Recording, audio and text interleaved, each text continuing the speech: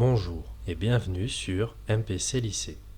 Dans cette vidéo, je vais vous parler des transformations chimiques. Au cours d'une transformation chimique, un ou plusieurs réactifs sont transformés en un ou plusieurs produits. Réactifs et produits correspondent à des espèces chimiques différentes. Une transformation chimique est modélisée par une équation de réaction. Cette équation de réaction est aussi appelée équation bilan, car elle ne fait apparaître que les espèces chimiques qui participent à la réaction. On appelle espèces spectatrices les espèces chimiques présentes dans le milieu réactionnel, mais qui ne participent pas à la réaction. Une équation de réaction doit toujours être équilibrée.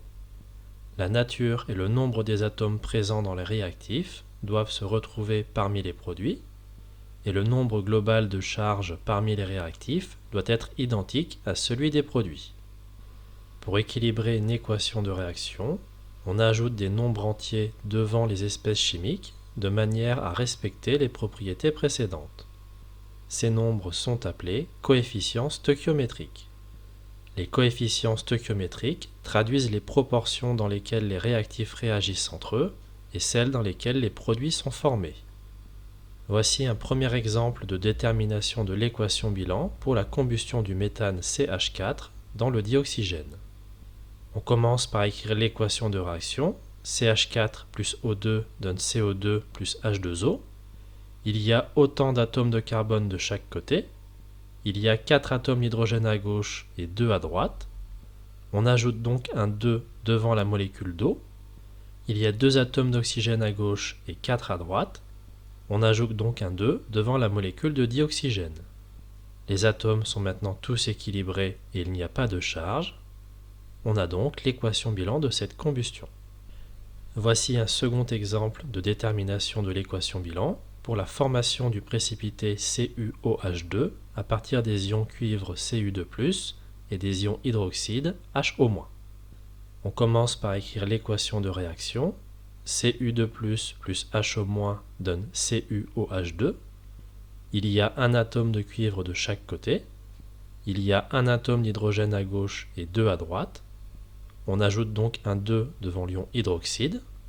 Il y a 2 atomes d'oxygène de chaque côté. Les atomes sont maintenant équilibrés. Il y a 2 charges plus et 2 charges moins à gauche. Ces charges s'annulent, donc la partie de gauche est neutre. Il n'y a pas de charge à droite, donc les charges sont bien équilibrées. Et on a l'équation bilan de cette réaction. Si un des réactifs est entièrement consommé, alors la réaction s'arrête et ce réactif est appelé réactif limitant. Si tous les réactifs ont été entièrement consommés à la fin de la réaction, alors on dit que l'on est dans les proportions stoichiométriques.